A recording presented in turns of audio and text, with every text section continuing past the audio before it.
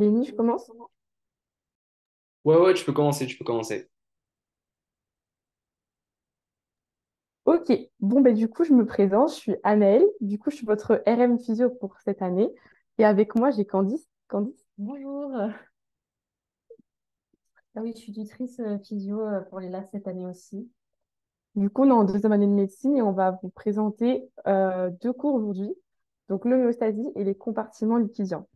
Avant, j'avais juste envie de dire le forum. Genre, je sais que les LAS, vous n'avez pas beaucoup sur le forum, mais on est là pour vous répondre genre, à tout même si le cours, vous n'avez pas compris ou quoi, n'hésitez pas à poser des questions sur le forum parce que on est là pour vous répondre. Genre, je vais mettre mon pseudo sur le chat, comme ça vous pourrez même me DM si vous voulez, y a pas de souci. Ok, du coup, on va commencer avec le premier cours qui va être l'homéostasie. Mon diapo ne marche pas. Ok, donc on va voir ce qu'est l'homéostasie avec les différents stress, les différents boucles de rétrocontrôle, que ce soit négatives, positives ou les rétrocontrôles hypothalamo-hypophysaires. Et après, avec un petit exemple de physiopathologie pour les hormones thyroïdiennes. Si je parle trop vite aussi, n'hésitez pas à le dire. Si vous avez des questions, il y a Candice à côté de moi, du coup, elle sera là pour répondre aux questions ou me dire si je parle trop vite. Alors, pour comprendre un peu comment ça se passe, il faut d'abord savoir qu'il y a différents types de communication cellulaire. On a la communication immune, donc avec tout ce qui va être système immunitaire et lymphatique, entre autres. Tout ce qui va être nerveux, donc là, ça va être tout ce qui est les cellules neuronales avec les axones, dendrites, etc. Donc, système nerveux central et périphérique. Et on va avoir le système de communication endocrine. Donc, la communication endocrine, elle repose sur la reconnaissance hormonale par un récepteur spécifique. Donc, très schématisé ici, on a la cellule sécrétrice de l'organe cible qui envoie des molécules signales, donc un médiateur chimique, qui va être reçu sur un récepteur membranaire. Et la cellule cible qui va le recevoir va agir en conséquence et faire notamment des catabolismes et plein de trucs dans la cellule. Il existe aussi la communication paracrine. Donc là, c'est uniquement local. Et donc, je vais avoir un médiateur local qui va agir sur des cellules localement. Ça ne va pas être dans toute la circulation sanguine comme pour l'endocrine. Et il existe aussi le autocrine. Donc là, autocrine, c'est plus rare comme mécanisme. C'est notamment pour les cellules cancéreuses. Alors, pour savoir ce qu'est l'homéostasie, il faut savoir que d'abord que l'organisme il est soumis à plein de stress différents. Donc, on a des pressions. Genre, on m'entend pas très bien, je parle pas assez fort. Je vais rapprocher comme ça, je sais pas. On a des pressions extérieures. Je, je sais pas quoi dire. Vraiment. Essaye de.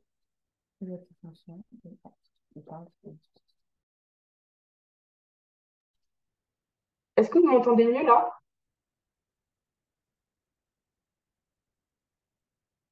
Ok, bon, bah, du coup, je vais faire sur.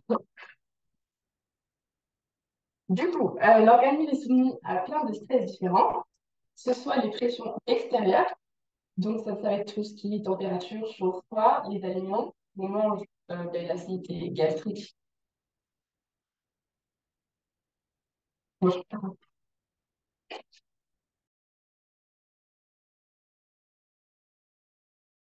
je recommence comme ça du coup parce qu'apparemment c'est pire. Ok, ok, je vais rester comme ça alors. Aliments, du coup, si on mange, c'est des fois acide, ou si on mange pas, il faut aussi faire en conséquence des réactions comme monter la glycémie. Et des pressions intérieures, donc le métabolisme basal, il y a des réactions chimiques au niveau des cellules continuellement, et les cellules, elles rejettent des déchets, et il faut éliminer ces déchets, donc c'est aussi un stress pour l'organisme. J'arrive pas? Ok. Donc l'homéostasie, c'est une véritable balance entre les entrées, donc ça va être l'O2 pour respirer, les aliments, les sorties, donc là ça va être le CO2, les excréments, etc. Et entre les deux, un mécanisme d'équilibre, que ce soit pour différentes variables comme la température, le pH, tout ça. Ces valeurs, pour l'instant, elles sont pas encore à connaître, mais bientôt, vous allez voir. Donc, quand on a une variation de cet équilibre, je dis bien les variations, on ne détecte pas la différence Genre, on ne détecte pas des valeurs, on n'est pas une calculatrice, on détecte les valeurs quand ça augmente ou quand ça diminue. On va détecter, intégrer et avoir une réponse adaptée. Tout simplement, si je vois que je suis en hypoglycémie, je vais intégrer le fait que je suis en hypoglycémie et je vais répondre soit en mangeant du sucre, soit en faisant de la glycolyse. Qu'est-ce que c'est l'homéostasie? Du coup, c'est toutes les réactions chimiques qui permettent l'équilibre d'un être vivant et qui lui permettent du coup de se maintenir en vie, de survivre, de se développer, de se reproduire et du coup de répondre à toutes les stimulations de façon adaptée. Donc, c'est en perpétuelle adaptation, il n'y a pas de stabilité. Enfin, il y a une adaptation perpétuelle pour être stable, mais l'homéostasie en elle-même n'est pas stable, elle est tout le temps régulée. Pour comprendre, on va prendre les boucles de rétrocontrôle, donc positives et négatives. Donc, on va commencer par le négatif. Donc, ici, on a pris un paramètre, c'est la glycémie. Glycémie qui est détectée par le pancréas. Donc, dans le pancréas, il faut savoir que c'est une glande exocrine et endocrine qui est constituée, entre autres, d'îlots de Langerhans. Et ces îlots de Langerhans, ils ont des cellules alpha et des cellules bêta qui vont réagir en fonction de la hausse ou de la baisse de la glycémie. Donc, quand on mange, on ingère beaucoup de sucre, la glycémie augmente. Mes cellules bêta vont le détecter et vont sécréter une hormone qui s'appelle l'insuline pour augmenter les stockages de glucose et créer des stocks pour, euh, pour enlever le sucre qui est dans le sang et donc, bien sûr, baisser la libération. Je ne vais pas libérer du glucose que j'ai stocké, que j'essaye de stocker, ça ne sert à rien. Pour revenir à la normale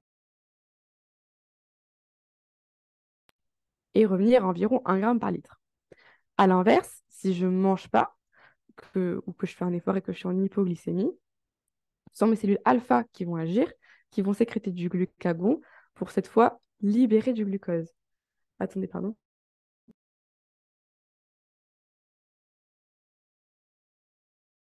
Excusez-moi. Et du coup, revenir une fois à la normale, à savoir environ 1 gramme par litre. Entre 0,7 et 1,1, mais retenez 1. Donc ça, c'est mon point de consigne. C'est une variable pour avoir un bon équilibre. C'est la théorie.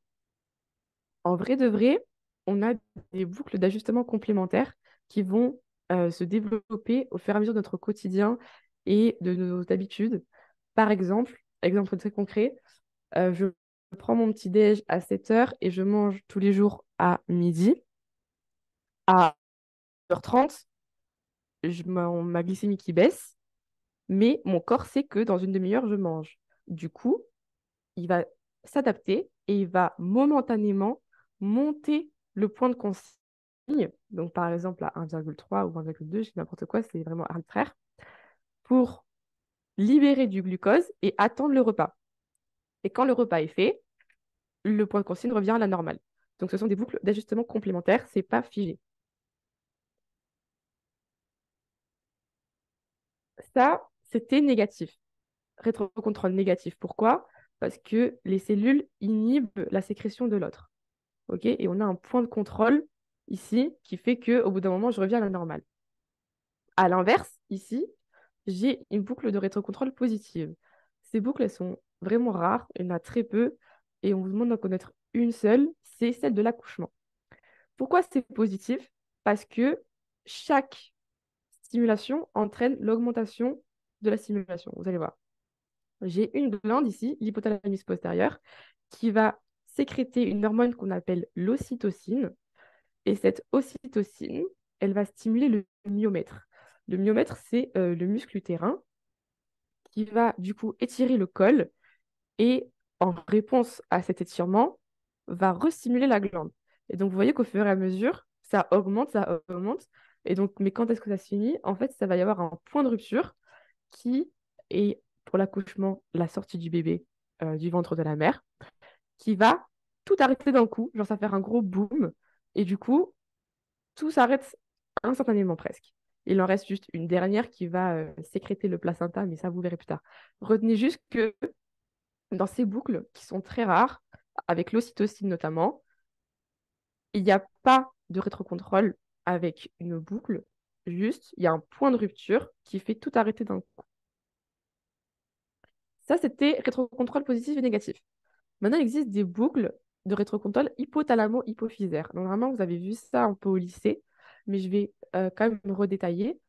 Donc, vous avez l'hypothalamus ici, qui est une glande dans le cerveau, sous le plancher, on s'en fiche, une glande dans le cerveau qui, lorsqu'il y a besoin, va sécréter une hormone qui s'appelle les libérines. Ces libérines, elles vont stimuler l'hypophyse, qui est une autre glande du cerveau, qu'on appelle aussi la glande pituitaire, parce qu'elle est reliée par la tige pituitaire à l'hypothalamus, qui vont sécréter des stimulines. Et ces stimulines, cette hormone va partir dans la circulation sanguine pour atteindre les organes cibles et sécréter les hormones adéquates. Dans ces hormones, toutes ces hormones vont ensuite inhiber grâce à des boucles de rétrocontrôle négatif, aussi, pour revenir à la normale. J'ai trois boucles. Je vais avoir la boucle ultra courte, une boucle ultra courte qui est très peu efficace en vérité. C'est les libérines qui vont inhiber leur propre sécrétion ici. J'ai une boucle courte par l'hypophyse qui va inhiber ici aussi l'hypothalamus. Donc celle-là, elle est moyennement efficace. Pas dire peu, mais bon, on va dire moyennement. Elle est plus forte que celle-là, mais en tout cas, elle est beaucoup moins que la boucle longue, qui, elle, va faire la majeure partie de l'inhibition en inhibant les stimulines et les libérines. Donc à la fois l'hypophyse et l'hypothalamus pour revenir à la normale. Donc si je prends l'exemple des hormones thyroïdiennes, je vais avoir mes libérines TRH qui vont sécréter, enfin, qui vont stimuler pardon, l'hypophyse qui va sécréter de la TSH, ma stimuline, TSH qui part dans le sang et qui va stimuler la glande thyroïde, et dont les hormones de la glande thyroïde, c'est T3 et T4, vous allez le revoir, qui va par la suite inhiber. Donc on peut dire que le produit de sécrétion est en même temps le produit de l'inhibition. OK? Ça, c'est important de le comprendre et de savoir les différents étages parce qu'en cas de pathologie, on peut comprendre où c'est qu'il y a un problème. Par exemple, je fais une ablation de la glande thyroïdienne où j'ai un problème d'hormones. Donc ça veut dire que j'ai plus de glande thyroïde, d'accord? Si j'ai plus de glande thyroïde, j'ai plus d'hormones. Si j'ai plus d'hormones, ben, il y a un problème parce que moi j'en ai besoin. Du coup, l'hypothalamus va sécréter TRH, TSH. Le problème, c'est qu'il n'y en aura jamais. Mais comme il n'y a pas de rétrocontrôle, ben, l'hypothalamus et l'hypophyse vont en continuer à genre continuellement en créer parce que ben, il y en a besoin, mais il n'y en a plus. S'il y a une tumeur à l'inverse, une tumeur, on va dire cancéreuse, qui a pris le contrôle de la glande thyroïde et qui, contre la volonté de l'organisme, crée des hormones T3, T4, j'ai une surproduction d'hormones qui vont du coup beaucoup inhiber hypothalamus, hypophyse, qui vont du coup beaucoup diminuer leur sécrétion. Le problème, c'est que ma glande thyroïde, elle n'a rien à faire parce qu'elle est devenue cancéreuse et du coup, elle va continuer à créer des hormones. Et tumeur de l'hypophyse, c'est à peu près pareil. J'ai trop de TSH, donc je vais avoir beaucoup d'hormones. Moi, ma glande thyroïde, elle me dit j'en ai assez d'hormones, j'en ai plus besoin. Elle va faire l'inhibition. Donc l'hypothalamus écoute, va faire moins de TRH. Le problème, c'est que l'hypophyse n'en a rien à faire et va continuer à produire de la TSH, ce qui fait qu'on va avoir une hyperthyroïdie. Donc, ça, c'était le premier cours. Il y a quelques QCM. Donc, à chaque fois, je vous propose de. Genre, je vous laisse une minute et après, on va corriger ensemble. OK? Donc là, je vous laisse une minute pour le QCM1 et après, on va corriger ensemble. Ok, donc on n'a pas beaucoup de temps, je suis désolée. On va corriger. Si vous avez une question, vous n'avez pas compris des parties du cours, n'hésitez pas à poser des questions. Candice, elle est là pour répondre, hein. Même si des QCM que je ne comprends pas et que je passe trop vite, n'hésitez pas. Donc, item A, l'ensemble des réactions chimiques qui se déroulent à l'intérieur d'un être vivant lui permettent de se maintenir en vie, se reproduire, se développer, de répondre aux stimulations de l'environnement correspond au métabolisme. Bon là, à propos de la physiologie générale, c'est vraiment la définition même de l'homéostasie.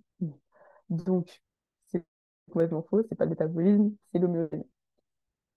B. L'homéostasie correspond à un déséquilibre global des paramètres importants comme la PaO2 ou le pH sanguin. C'est faux, on a dit que ça correspondait à l'équilibre global de ces paramètres. C. Si la glycémie est inférieure à la valeur point de contrôle, une boucle de rétrocontrôle positive se met en place. Bon, mais là, c'est faux, parce que rétrocontrôle positif, on a dit que c'était très rare, c'était l'ocytocine, notamment. Du coup, c'est une boucle de rétrocontrôle négative. D, la valeur de l'ocytocine est régulée par une boucle de rétrocontrôle négative. Voilà, c'est vraiment l'opposé, c'est faux. C'est une boucle de rétrocontrôle positive. C'est vraiment le seul exemple à connaître. E, il n'y a pas de point de consigne dans la boucle de rétrocontrôle positive, mais un point dit de rupture. Ça, c'est vrai. C'est vraiment le principe du gros boom qui lâche tout d'un coup. QCM2, pareil, je vous laisse une minute. La D, elle est fausse parce que c'est pas une boucle de rétrocontrôle négative, c'est une boucle de rétrocontrôle positive aussi. Aussi.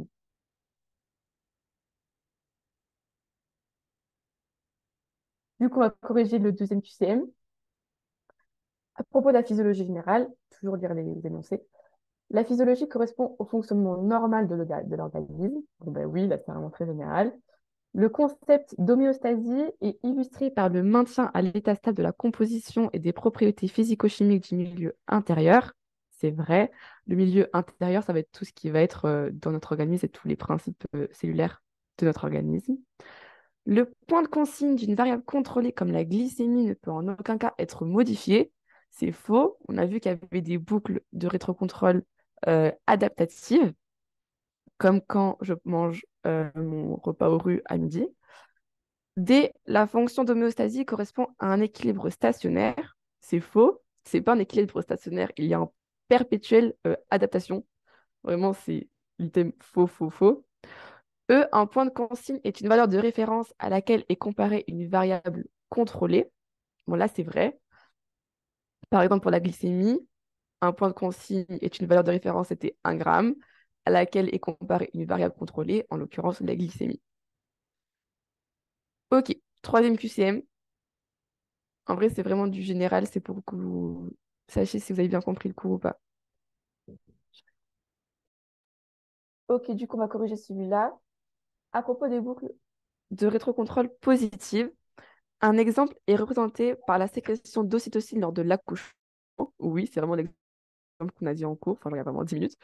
B, l'ocytocine favorise l'étirement du col. Le col étiré va alors provoquer une diminution de la sécrétion de l'ocytocine réflexe.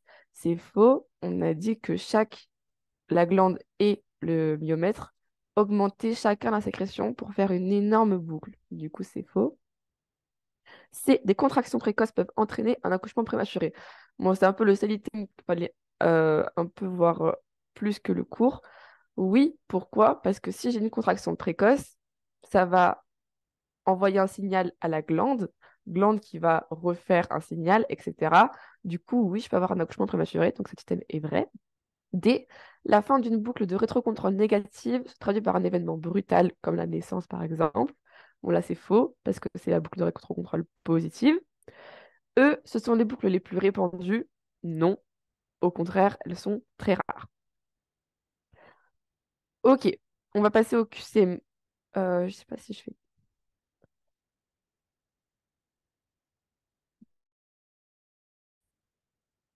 En, en vrai, je pense que on va faire ce QCM et après on va passer à l'autre cours. Parce que l'autre cours est un peu plus compliqué. J'aimerais bien avoir du temps pour bien expliquer. Du coup, celui-là, je vous laisse un peu plus de temps. Je vais vous laisser genre 2 minutes 30. Un truc comme ça. Ok, donc on va corriger ce QCM.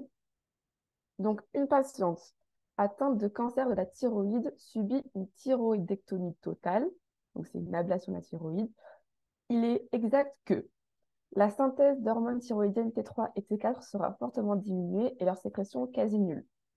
Voilà, c'est ce qu'on appelle un piège du tutorat. C'est faux parce que la synthèse, elle sera pas quasi nulle, elle est nulle. On lui a fait une thyroïdectomie, donc elle n'a plus de quoi sécréter des T3 et T4. C'est faux, pas de sécrétion du tout. B. Les sécrétions de TRH et TSH seront fortement accrues du fait de l'absence de boucle de rétrocontrôle longue exercée par T3 principalement. Bon, là, c'est vrai, puisque vu que j'ai plus de T3 et T4, j'ai plus de boucles longues, TRH et TSH, je dis quoi? J'ai besoin d'hormones. Donc oui, je sécrète en continu. C'est vrai. C. Puisqu'il n'y a plus de thyroïde, la boucle de rétrocontrôle courte devient alors la plus importante. Alors, euh, c'est vrai parce que c'est vrai parce que elle sera. Quoi? Oui, ok. Il y aura plus de longue, donc forcément la courte sera la plus importante, effectivement. Pardon. D. Un traitement substitutif basé sur l'apport de T3, qui est la forme biologiquement la plus active, peut être utilisé pour rééquilibrer les taux sanguins de TRH et de TSH. Alors, oui, si j'ai un traitement hormonal, T3 va rétablir la boucle longue et va rétablir la boucle de rétrocontrôle hypothalamo-hypophysaire dans l'ensemble. Donc oui, c'est vrai. E, si l'ablation n'avait été que partielle, l'hypertrophie et l'hyperplasie des cellules thyroïdiennes restantes auraient permis de compenser en partie la perte de ce tissu endocrinien. C'est vrai, bon ça vous ne le saviez pas encore, mais quand l'ablation est partielle, l'organe il hypertrophie, donc ça veut dire qu'il grossit, et hyperplasie, ça veut dire qu'il multiplie les cellules pour compenser le manque. Bon, on va s'arrêter là pour les QCM. Il y en a d'autres, mais vous les ferez chez vous. Euh, Elle avait un cancer, elle aurait pas pu si. C'est pour quelle question? Pour quelle question tu parles? Excuse-moi.